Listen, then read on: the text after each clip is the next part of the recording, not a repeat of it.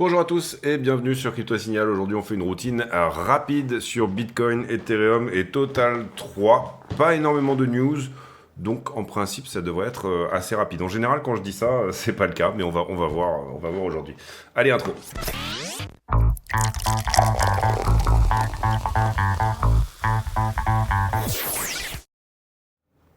Alors, Bitcoin à 107 000 $. J'ai légèrement modifié la 4 heures ici. Hier, on avait une 4 heures qui était comme ça. Je l'ai gardé en 4 heures. Ici, c'est donc le haut de ce potentiel. Et je rappelle que pour le moment, il n'est que potentiel.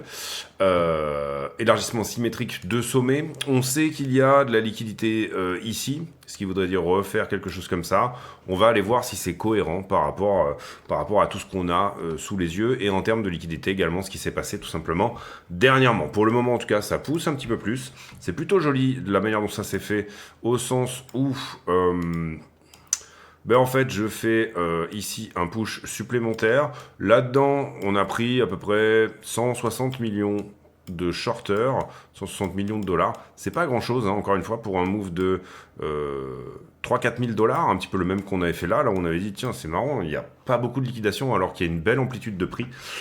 Donc pour moi, on est toujours dans cette configuration, on va dire, où finalement, les shorters sont plutôt positionnés en levier x3, x5, x10. Et on a plutôt des longueurs qui sont en x20, x50, x100, d'accord.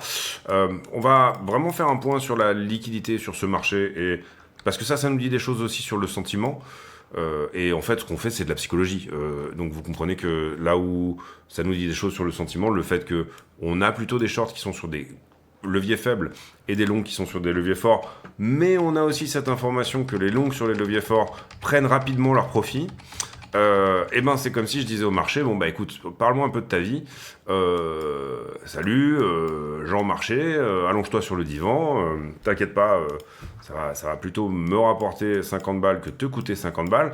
Mais en soi, voilà cette idée que on est peut-être en train de passer quelque chose, le retester ici, s'affranchir d'une...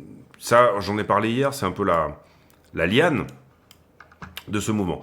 Donc à ce stade-là, la liane du mouvement depuis Bull Run, depuis le départ, si vous ne comprenez pas, allez voir la vidéo d'hier. Je ne vais pas faire l'affront à ceux qui regardent les vidéos jusqu'à la fin et les regardent entières et les regardent tous les jours, de réexpliquer les mêmes choses tous les jours. Ici, la question, c'est est-ce que je me fais repousser par cette fameuse liane? Parce que cette liane, il faut comprendre qu'elle a une dimension qui n'est pas du 1 heure, c'est beaucoup plus long, c'est beaucoup plus du weekly, etc.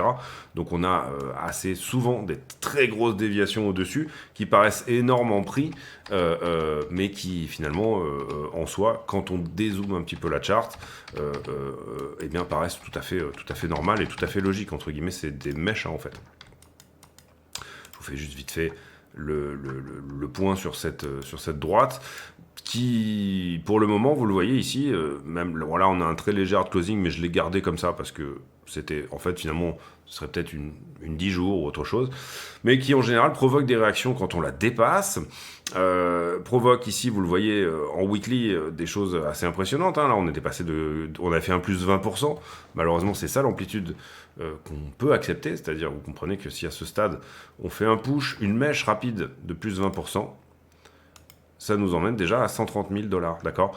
Et si on se rejette tout de suite, exactement sur le même principe que ce qu'on avait eu là, si ça rejette tout de suite, et que ça, du coup, là, vous comprenez ici qu'on était venu retemporiser, et ensuite on avait réussi à la passer, et bien si ça rejette tout de suite, ça peut être un retour sous 90, il n'y a pas trop de problème avec ça.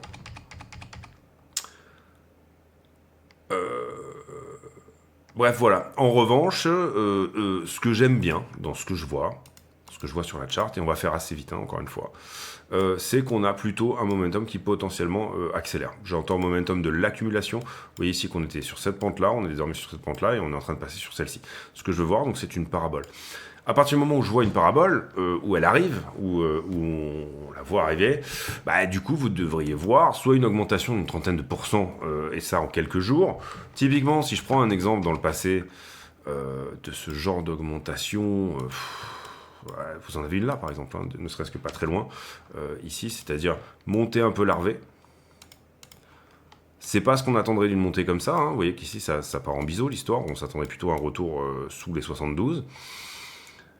avec de la liquidité, effectivement, mais en fait, la liquidité part en parabole. Et cette montée larvée part en parabole. C'est ce qu'on veut voir ici, typiquement, la même chose. Là s'il vous plaît, quand vous dites au serveur, tiens, mets-moi la même chose pour la 4, bah là, en l'occurrence, mets-moi la même chose, s'il te plaît, pour le 13 décembre, le 14 décembre, je sais pas combien on est, 17. Donc ça, c'est possible, c'est pas ce qui se passe d'habitude, d'accord. Sous-entendu, d'habitude, vous avez plutôt... là, on l'a pris dans l'autre sens, mais c'est une structure qui descend, mais des corrections comme ça, et puis ensuite on vient chercher l'inverse. Maintenant, si on voit ça, ben, on est OK à accepter pour cette idée qu'effectivement, Bitcoin serait en route pour aller chercher du pognon chez les shorts, mais sur une zone beaucoup plus forte. Et encore une fois, dans ce que je disais tout à l'heure sur la liquidité, et après on va passer à Ethereum, des leviers en x3 veut dire qu'ils seront liquidés à 150 000. Je ne dis pas qu'on va à 150 000, mais si les shorts sont en levier faible, ce qu'on a plutôt tendance à voir en ce moment, eh bien c'est le cas. Et ensuite, quand on demande au marché de s'asseoir sur le divan, il nous dit que les longues, certes, sont en levier fort, x50, x100, donc il y a des forts leviers sur les longues. Par contre, ils prennent leur profit très tôt. Puisque, je rappelle, on est sur des zones de funding, donc le taux d'intérêt que le marché est censé payer. On a énormément en ce moment de contrats ouverts, d'open interest, c'est trop, d'accord, ça on le ressent. Maintenant, c'est aussi ça qui nous dit que ça peut être un début de FOMO. Et en revanche, on voit que dans la psychologie de marché, les longues, ils ont quand même les fesses qui font bravo, parce que dès qu'il y a une belle poussée, bah, ils prennent leur profit. Pourquoi ? Parce qu'on a un funding, le taux d'intérêt moyen que le marché est censé payer, si jamais, sur les leviers en tout cas, tout le monde est long. En ce moment, finalement, on a un funding qui est dans des zones qui est proche de zéro. D'accord ? Le funding est égal à quasi zéro, on est à 0,01, ce qui est tout à fait neutre. Maintenant, semblerait également peut-être qu'il y a une forme de carry trade qui s'est mis en place depuis un petit moment, qui se mettrait en place comment ? Je vous donne un exemple, j'achète 300, je suis une institution, hein, j'achète 300 bitcoins au spot, et derrière je viens short 100 bitcoins en levier x3. Ma stratégie, donc ces 100 bitcoins en levier x3 seront liquidés ici sur la zone des 100 000. Je viens d'acheter 300 bitcoins sur la zone des 100 000 aussi. Ils seront liquidés sur la zone des 150, pardon, ici. Donc, schématiquement, hein, on schématise vraiment très fort ici. Ben, à la fin de la journée, si le funding reste positif, la stratégie est neutre. Vous comprenez ici que si j'ai pris 30%, on va dire que je vais monter à 390 bitcoins, si je ne me trompe pas, peut-être même plus. Au final, bon, j'ai mon risque de 100 bitcoins en leveraging qui va effectivement coûter 90 ou plus, mais j'ai un funding supérieur à 0, donc je vais empocher le funding. Donc il y a un carry trade qui est stratégie neutre, mais toujours positive. En fait, je sais que je gagne de l'argent avec ce type de stratégie, qui est peut-être en train de se mettre en place. Typiquement un carry trade. C'est-à-dire j'ai de l'argent, quoi qu'il arrive, j'en gagnerai, quel que soit le scénario. Est-ce que vous comprenez que si je short BTC en levier 3 et que en revanche BTC venait à, je sais pas, on va dire pour déconner 50 000 $, mon portefeuille serait totalement hedgé par la stratégie inverse, d'accord.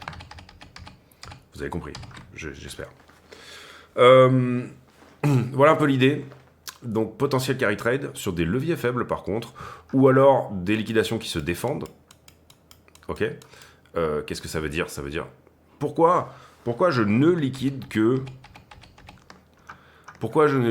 180 millions en faisant des pushes comme ça de 3-4 000 $.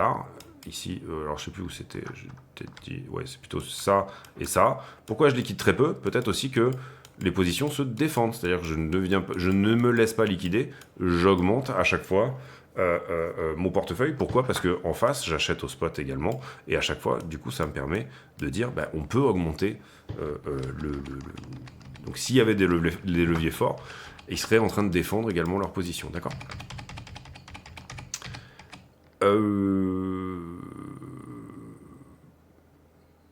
En soi, augmentation énorme de l'open interest, en tout cas, c'est ce qu'on va voir quand on ira voir la liquidité un petit peu plus en détail. On a déjà fait 9 minutes sur BTC.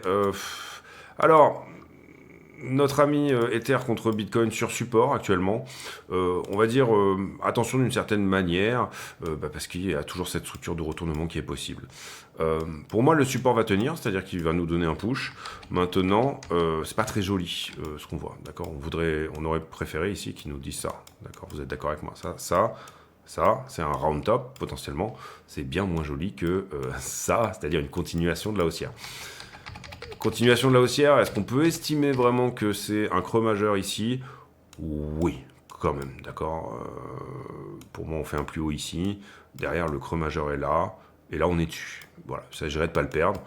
Si je devais mettre une time frame sur laquelle il ne faudrait pas le perdre, ben, je dirais que ce daily, là, le rouge qui est là, serait quelque chose d'assez logique. C'est-à-dire que pour le moment, je pense qu'on a ouvert en dessous. Oui, on a ouvert en dessous.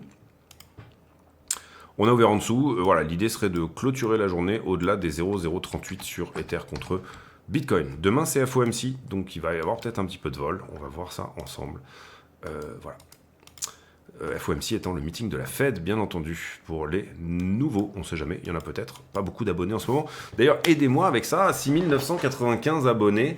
Est-ce que, s'il vous plaît, on peut passer les 7000 une bonne fois pour toutes? En ce moment, j'ai fait 30 abonnés sur les 30 derniers jours. Je sors une vidéo par jour et les vidéos ramènent un abonné. Alors je sais que je me fais bâcher par YouTube parce que j'ai des fois des visions politiques un peu spéciales, j'ai des choses comme ça, etc. Mais aidez-moi.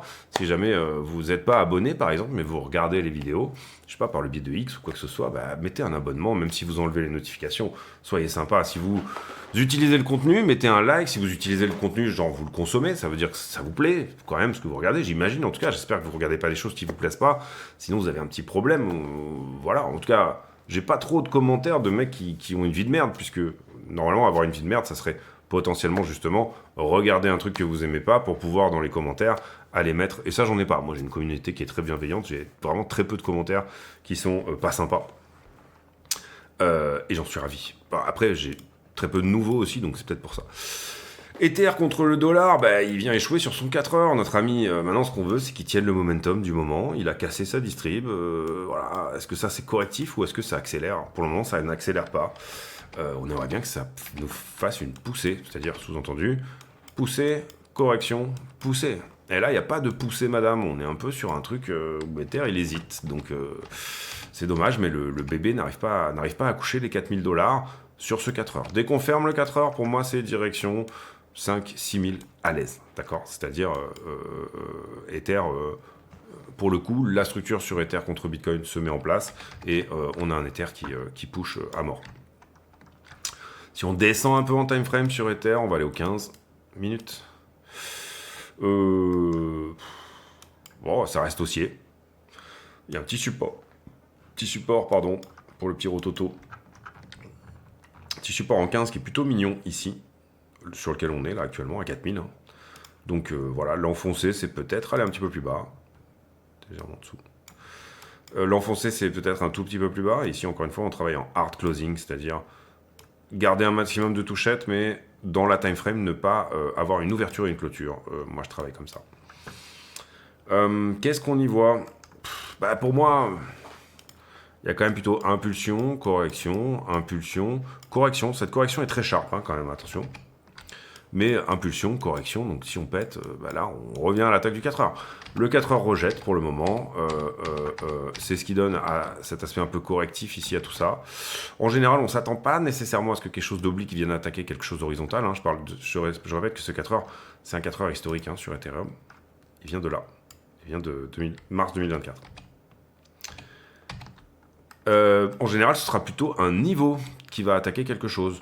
J'en veux pour preuve. Alors, la seule structure où vous avez éventuellement ce genre de choses, de quelque chose d'oblique qui vient attaquer quelque chose d'horizontal, c'est un triangle ascendant, d'accord?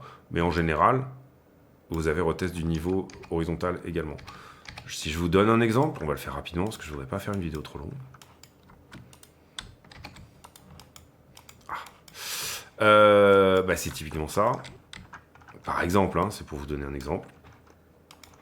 Ici, j'ai un espèce de triangle ascendant, on est OK. Qu'est-ce qu'on a fait? On est venu rechercher un niveau daily pour aller casser. Là, c'est un 4 heures, mais globalement, c'était un daily.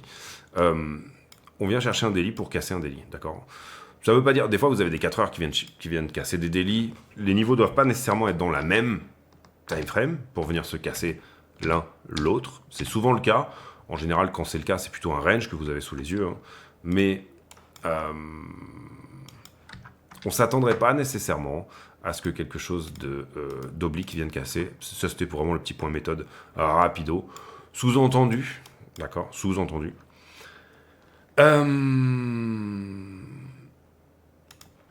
Admettons, hein, si ça semble un peu correctif et qu'on venait à le perdre, je m'attendrais plutôt à ce qu'on vienne chercher ici le 1 heure, qui est là, donc 3830 pour repartir.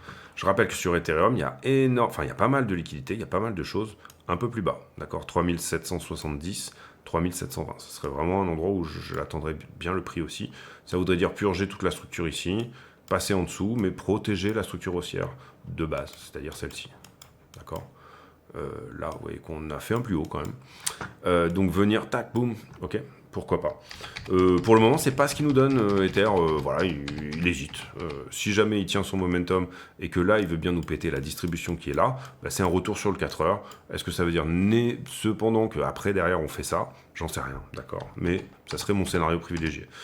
Cela dit, il peut très bien péter son 4 heures et partir en FOMO total. J'ai pas vraiment d'accélération du momentum sur Ether. Vous voyez que je tiens plutôt un truc dans ce genre-là. Encore une fois, impulsion, correction. Une impulsion qui veut pas vraiment se faire, d'accord. Les altcoins et leur dominance. Donc ici, on regarde tout sauf BTC, Ethereum et les stablecoins. On est peut-être en train de casser ça, c'est pas tout à fait une certitude. Globalement, on a bien réagi sur le support 4 heures ici, en tout cas je trouve. Je pense qu'on l'avait mis en avant hier, ce support. Ici, boum, vous voyez que ça repart, ça pète peut-être la distribution. Qu'est-ce que ça voudrait dire? Impulsion, correction, impulsion. Donc on casse la distribution supérieure, peut-être, potentiellement aussi. C'était quand même une belle correction sur les alts. Maintenant, je ne serais pas étonné qu'on revienne sur ces points-là, voir le momentum ici. C'est-à-dire que ça prenne un certain temps. Donc d'abord, on a un rejet. On revient peut-être dans ces eaux-là, 23 décembre. Et ensuite, on push. Dans le délire un peu temporel, on avait une thèse d'investissement, on va dire, en début de mois. Thèse de trading, hein, plutôt. Qui était de dire, tiens, je verrais bien que ça pousse bien jusqu'à l'investiture, jusqu'au 20 janvier. Donc on aurait un mois où ça pousserait bien. Et où Ether, c'était la thèse un peu d'investissement, hein, encore une fois, de ce mois-ci. Ether surperformerait Bitcoin. Pour le moment, pas vraiment ce qui arrive. En tout cas, on va voir demain avec le FOMC si ça pourrait éventuellement se mettre en place. Mais je trouve que la mise en place, un petit peu comme si vous aviez des acteurs qui commençaient un petit peu à s'habiller, etc., je trouve que c'est pas dégueulasse pour faire quelque chose dans ce genre-là. Sous-entendu, ce que je verrais bien, éventuellement, hein, c'est une petite Ethereum season, en même temps que les alts s'apprécient, et puis ensuite peut-être une flat dans cet acabit-là sur la dominance pour ensuite venir casser plus haut. Et typiquement, peut-être après Noël. Et ensuite un push sur la première partie du mois de janvier et à l'investisseur de Trump, peut-être un sell de news. On verra encore une fois où on en est déjà à ce moment-là, d'accord, ok. Les news. Alors, les afflux ETF, 600 millions, c'est beaucoup sur Bitcoin, un demi-milliard et plus même, 2 tiers de milliard. Uniquement 51 sur ETF. Donc ça s'est un petit peu calmé sur ETF. Ici, est-ce que je parle de ça? Ça prendrait peut-être trop de temps. À la limite, je m'expliquerai sur Twitter, pour ceux que ça intéresse. Personnellement, moi, je suis content que des politiques fassent ce type de discours, pour ceux qui l'ont vu. En tout cas, c'est plutôt une bonne chose. Qu'au Parlement européen, on commence à parler de Bitcoin.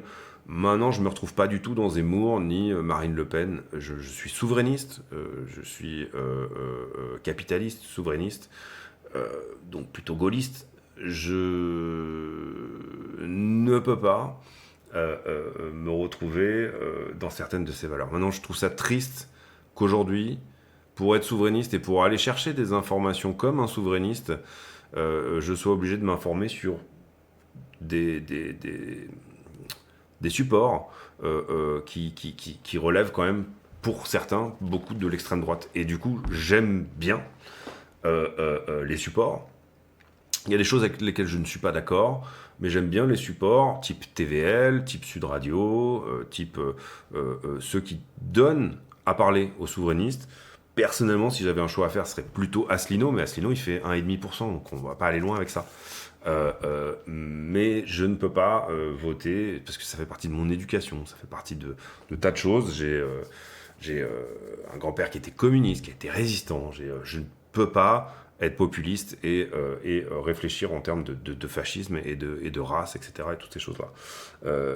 Je pense que l'immigration est quelque chose de bien pour la France, qu'elle soit ukrainienne ou marocaine, mais à partir du moment, marocaine, on s'en fout du pays, c'est pas la question, euh, euh, à partir du moment où c'est pour des gens qui ont envie de travailler, qui ont envie de faire quelque chose et qui pensent plutôt qui pensent devoir quelque chose à leur pays plus que d'avoir des droits sur ce pays-là. Voilà, on passe. Encore une fois, je viendrai peut-être en parler directement sur Twitter, qui sera plutôt plus l'endroit pour ça. Je me fais déjà suffisamment striker par YouTube pour ne pas forcément en rajouter plus que ça ici.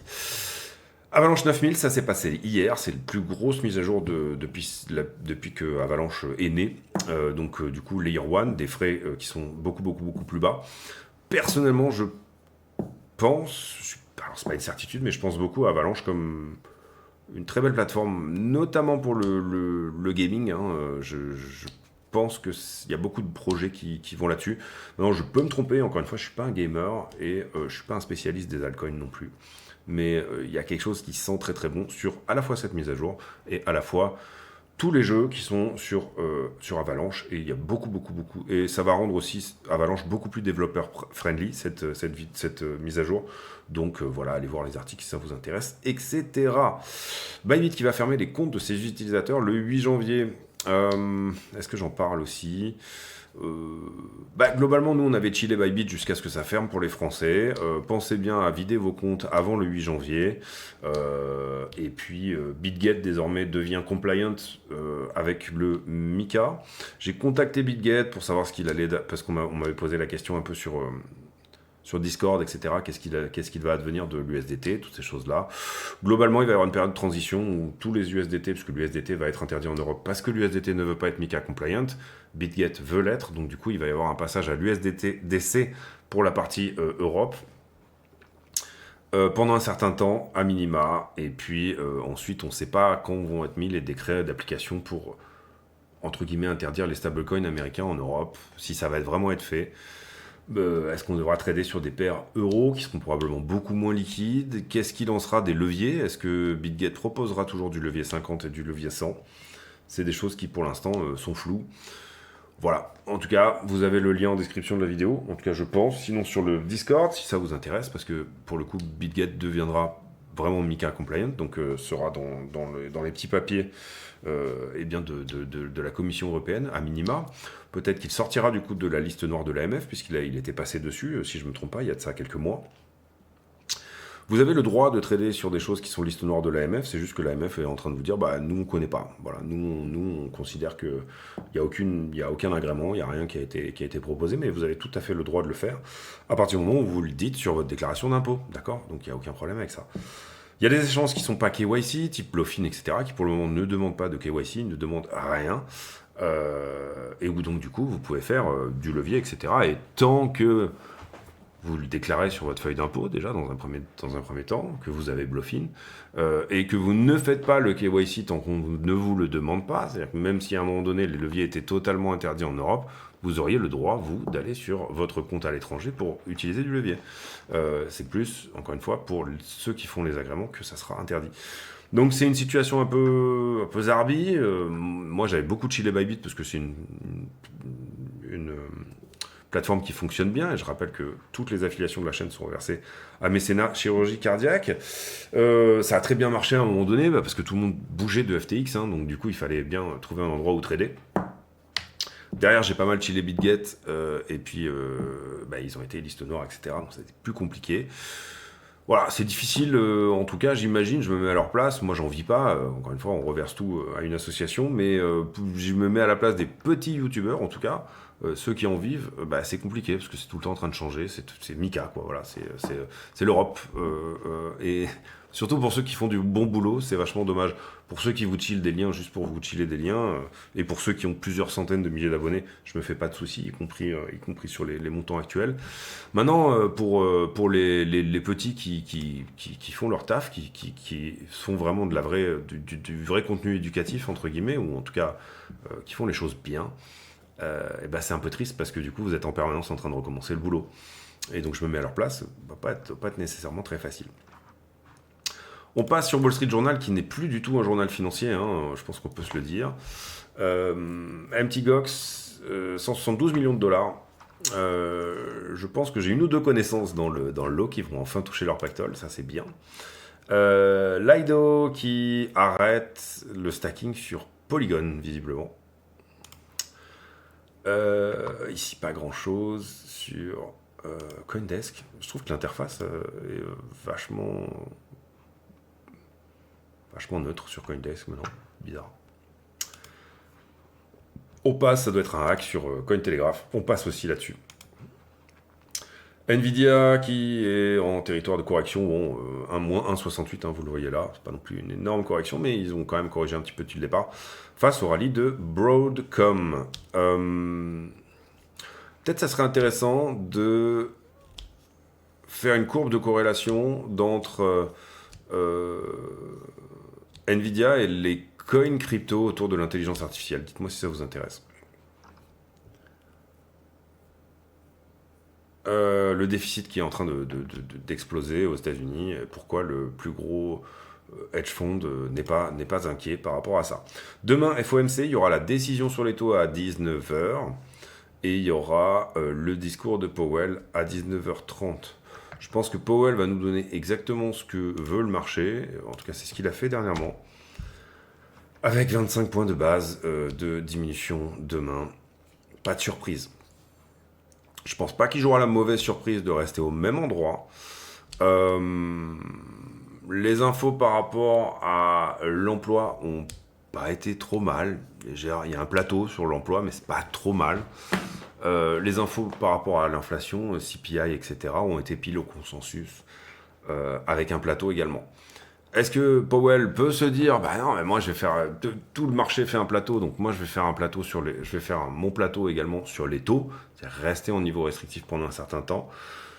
Je doute que ça soit le cas, c'est-à-dire que pour le coup, il va plutôt aller dans le sens du marché que provoquer une éventuelle surprise. On sait en ce moment que le marché marche sur trois pattes, un petit peu comme, enfin non, j'allais faire une mauvaise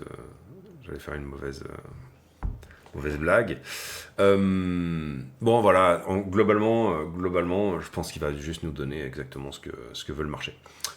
Application Coinbase, on était hier dans les 80, on était 87, je crois, on est remonté 72, donc léger intérêt des retail sur la journée d'hier, 310 millions en liquidation. Vous voyez que malgré la poussée du prix, on n'a fait que 170 millions en liquidation short. Et la même chose en long. Donc ça sous-entend encore une fois des leviers forts chez les longues et des leviers faibles chez les shorts. La moitié de ce qui a été liquidé a été fait sur Bitcoin et Ethereum. 310 millions, on est plutôt sur une journée normale en ce moment. Carnet d'ordre est totalement vide jusqu'à 120 000, il n'y a rien. Et à l'achat, il est totalement vide jusqu'à 90. D'accord, donc on peut tout à fait aller dans les deux sens. Il n'y aura absolument aucune résistance à le faire. Personne n'achète, personne ne vend. Enfin, si, il y a du monde qui achète et du monde qui vend. Ici, je vous ai déjà fait les leviers. On n'avait pas de niveau hier, on n'avait rien rajouté. Et là, en gros, ce qui se passe, c'est que ici, on est venu short squeezer, vous le voyez. C'est là qu'on a pris les 170 millions, entre les globalement 103 000 et 106 000 et quelques. Là, on prend une centaine de millions. Derrière, en fait, on prend la même chose. On le voit très bien aussi sur l'Open Interest, boum, 100 millions, d'accord. Et puis ensuite, on est sur des bornes très hautes en termes d'Open Interest, à savoir 25 millions. La dernière fois qu'on a touché cette borne, on a leveragé sévère. Ça ne veut pas dire qu'on est obligé de le faire désormais, mais c'est quand même, je trouve, un petit peu un flag de le dire. On est repassé en spread négatif. Moi, j'aime bien quand les spreads sont négatifs. Ça veut dire que on est plutôt en liquidité. Et ici, j'aurais tendance à dire attention. depuis que j'ai regardé un peu les niveaux. Là, on a une structure qui descend et un funding qui est à l'augmentation. Donc le marché se charge en longueur sur cette zone-là. Donc probablement un peu plus de baisse là tout de suite. Enfin, probablement. On sait rien. Mais...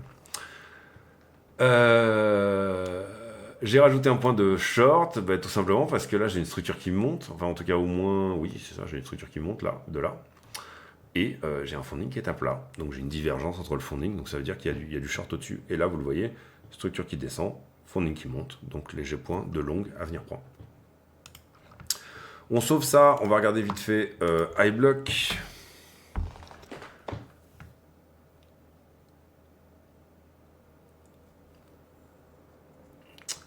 iBlock, bon, on voit que ça s'est pas mal chargé en liquidité en dessous et qu'on est venu chercher les shorts, d'où un delta positif sur les grosses bulles de liquidité. Je remarque qu'il n'y a pas de grosses positions, d'accord? Il n'y a pas de très grosses positions.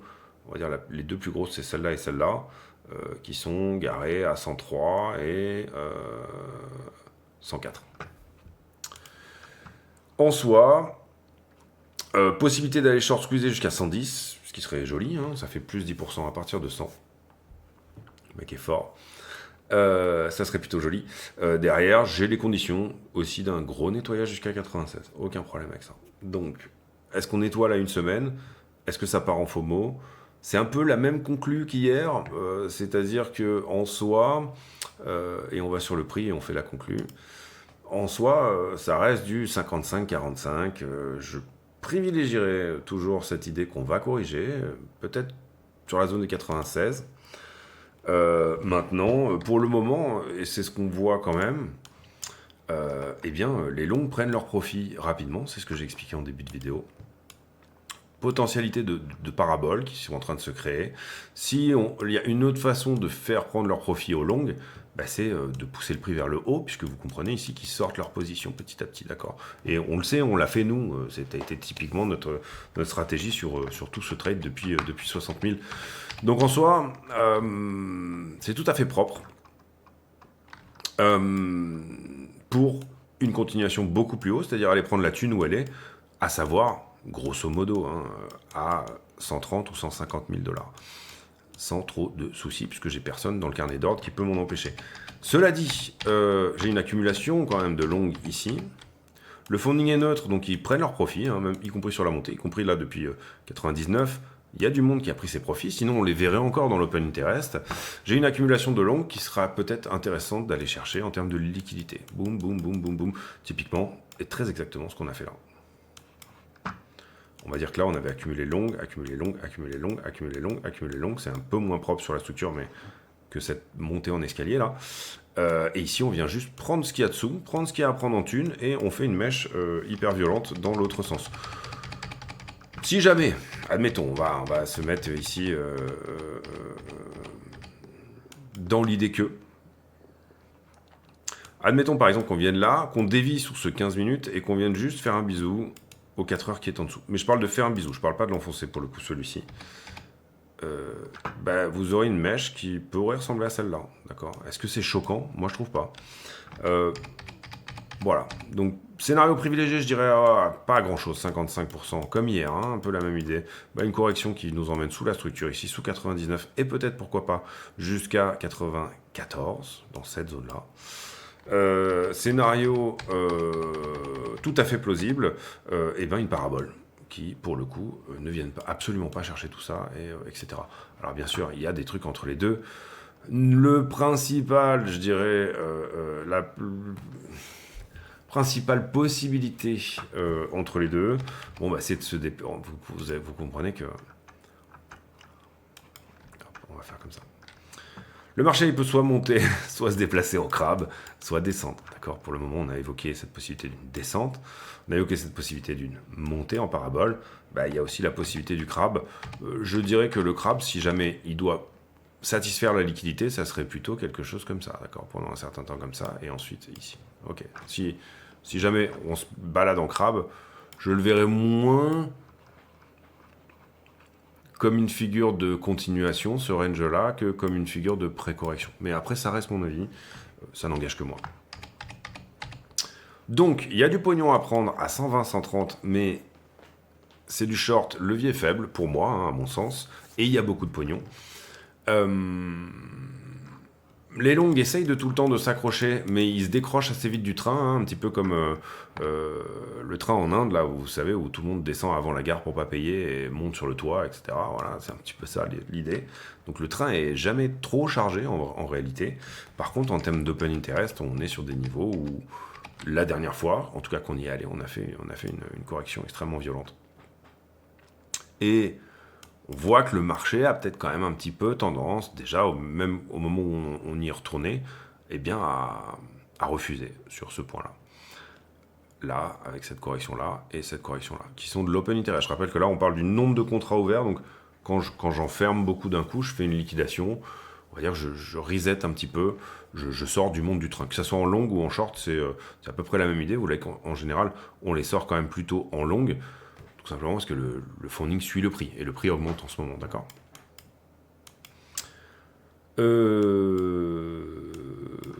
Qu'est-ce qu'on peut dire? On peut dire aussi que à funding égal, hop, on va se mettre là, à funding égal, à open interest égal, ici vous aviez un funding qui était beaucoup plus haut, avant cette correction-là, d'accord. Là, vous aviez un funding qui était à 0,1. C'est pas du tout la situation dans laquelle on est là, d'accord. On est à un funding qui est neutre, ok. Donc, on a la même chose en open interest. On est légèrement au-dessus en termes de prix. Mais là, pour le coup, on est dans cette situation où on sait que la majorité du marché n'est pas longue, mais elle est un peu dans les deux sens, d'accord. Donc, c'est pas la même config tout à fait, d'accord. Ne pensez pas que, en termes de liquidité, on est typiquement dans la même config que ça. C'est pas du tout le cas, ok. Si je dézoome, ça va prendre un peu de temps. J'espère que ce sera pas trop long, mais pour faire une analogie un peu, hein, on n'est pas du tout, mais alors pas du tout non plus, dans ce type de mouvement en liquidité. Je dirais même plutôt qu'on est plutôt par là, si on devait choisir. Ou, donc, en termes de liquidité, hein, ici, vous comprenez, ça c'était post-septembre 2020, où on avait bien reset, on était bien reset au niveau du sentiment. C'est-à-dire peu de longue. Et à l'inverse,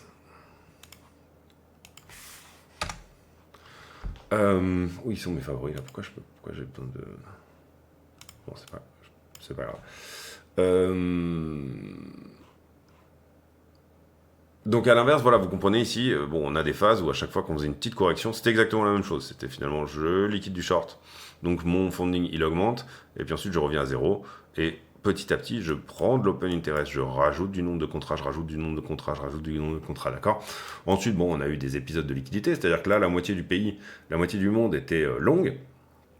Donc du coup, qu'est-ce que je fais? Je viens chercher l'inverse. Ici, la totalité du monde est short, donc qu'est-ce que je fais? Je viens chercher leur liquidation, je viens prendre leur thune, et puis jusqu'à ce gros épisode de liquidité qui était celui du décembre 2021. Décembre 2021, on a eu un épisode de liquidation d'un autre monde, d'accord, où on était vraiment revenu à zéro. Derrière, bon, ça je l'ai déjà pas mal expliqué sur la chaîne, mais on avait tendance à sortir tout le marché quand on était aux 7 milliards, et puis à releverager quand on était à 3 milliards. Maintenant, le marché, il a maturé autre chose. On est complètement sur autre chose. Donc vous voyez ici que on est sur des niveaux d'open interest qui sont 7 fois supérieurs à ce qui se faisait à l'époque. Et je parle de la borne haute ici. Non, pardon. Je parle de la borne basse, 3 milliards. C'est bien. Ça veut dire qu'il y a du monde, ça veut dire qu'il y a de l'institutionnel, ça veut dire qu'il y a open interest, ça veut dire l'intérêt ouvert. Donc ça veut dire qu'il y a de l'intérêt pour ce marché. Et ça, c'est une très bonne chose. Alors la question, c'est à quel moment le marché pense que c'est trop. C'est-à-dire que c'est super qu'on soit avec énormément d'open interest dans une phase neutre, parce qu'il y a du pognon à prendre un peu dans les deux sens. Le carnet d'ordre est vide, et encore une fois, j'ai l'impression qu'on a des shorts qui sont plutôt levier faible, et des longs qui sont plutôt levier fort, mais qui prennent très vite leur profit. Donc la thèse d'investissement, je le rappelle, du mois, c'était de se dire, d'ici le 20 janvier, l'investiture de Trump, Bitcoin aura pris une jolie... sera plutôt autour des 120, 130 qu'ailleurs, et Ether sera largement au-dessus. Pour le moment, je trouve que ça se met plutôt pas trop mal en marche pour que ça soit le cas. Maintenant, sur les afflux, on voit qu'Ether a légèrement diminué et que Bitcoin continue à prendre ses 600 millions, 500 millions jour, donc ça c'est propre, mais plus pour Bitcoin que pour Ether, d'accord. Donc voilà un peu l'idée. Vous avez mon scénario privilégié qui reste quand même correctif jusque-là. Maintenant, encore une fois, en termes de split stat, ça reste quand même très joli cette accélération du momentum. Ce que j'aime pas, c'est l'accumulation des longues qu'on voit ici. C'est assez flagrant. Mais c'est pas un truc vraiment comme ça, très algorithmé. On a quand même peut-être plutôt quelque chose qui ressemble à ça. Ok. Donc là où ça s'arrête, ça. Sous-entendu, encore une fois, marché de FOMO ou marché de liquidité. Vous comprenez que dans mon idée, on est toujours dans un marché de liquidité, mais on pourrait être dans un moment de FOMO.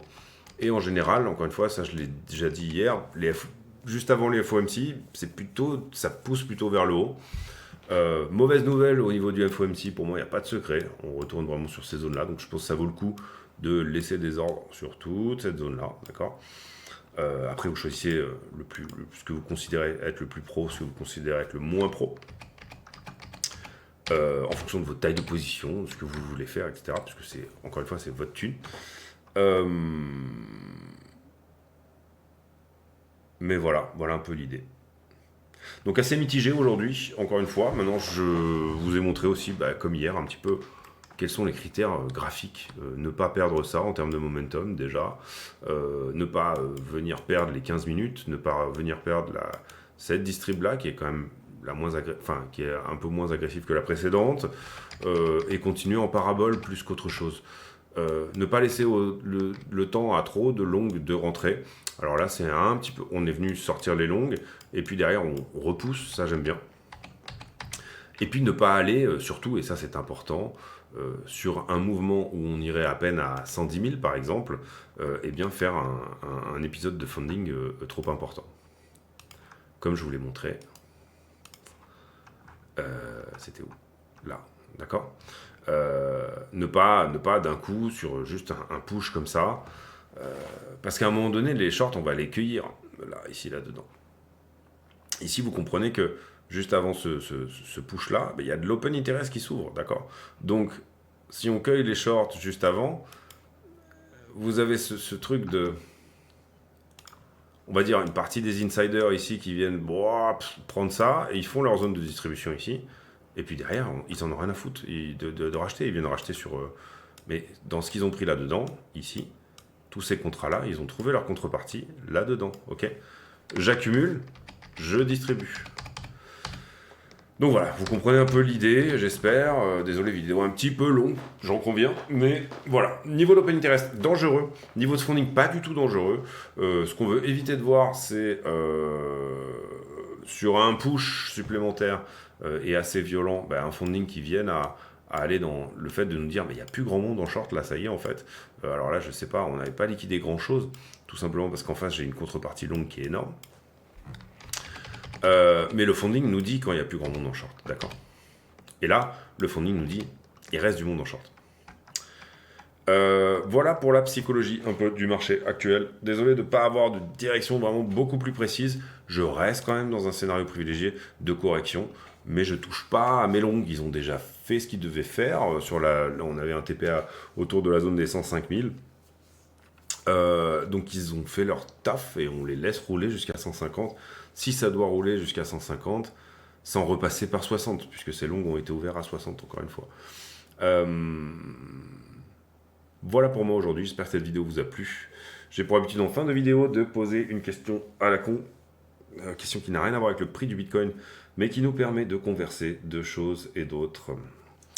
Allez, je suis un grand adepte, moi, de petit objet. La calculatrice. Est-ce que vous avez toujours une vieille calculatrice old school sur votre bureau? Première question. Et je suis un vieil adepte aussi, alors là, vous allez vraiment me prendre pour un vieux. des post-it pour me rappeler les trucs à faire et éventuellement faire des petites listes de petits trucs pour la journée, etc. La to-do list. Donc voilà, je ne suis pas un grand adepte du téléphone et de la liste pour s'organiser ou de digitaliser ces trucs-là. C'est-à-dire que la calculette, moi j'aime bien la toucher, j'aime bien voilà, avoir ça m'aide à avoir vachement d'être plus, pas plus précis, mais plus, je sais pas, même le bruit et tout ça, voilà, ça me parle. Est-ce que c'est votre cas ou pas? J'ai peut-être déjà posé cette question en réfléchissant, mais ça fait déjà un bon petit moment. Voilà, sachez simplement que on va voir, encore une fois, c'est plutôt mignon, ça se passe plutôt bien, on n'a pas trop d'inquiétude à se faire, et si c'était le cas, bah, on va dire qu'on a nos zones d'entrée, on sait très bien là où on doit commencer à push le bouton. Encore une fois aussi, je vous fais ma vidéo là ici et je vous montre par rapport à des trades qui sont plutôt des trades de position, quoi, hein. C'est-à-dire que si ces trades-là ils touchent plutôt à la mi-janvier, c'est pas trop un souci, d'accord. On a des trades de position qui fonctionnent très bien depuis un certain temps. Donc là où avant j'avais un contenu qui était vachement intraday, bah là effectivement, et parce que mes time frames ont un peu évolué en trading, bah effectivement, je vous donne quand même à chaque fois des scénarios intraday. Si j'étais intraday, qu'est-ce que j'aurais fait, etc. Mais en soi, vous avez des points d'entrée intraday là-dedans, et c'est plutôt les niveaux 15 minutes, d'accord, en longue. Et vous avez des points de short qui seront plutôt des niveaux 1, 5 et 15 minutes aussi. J'espère que vous faites la part des choses entre les unités de temps. Sinon, tout ce qu'on a fait avant n'a pas lieu d'être. On se retrouve demain pour une nouvelle vidéo. D'ici là, portez-vous bien. À très bientôt. Ciao, ciao.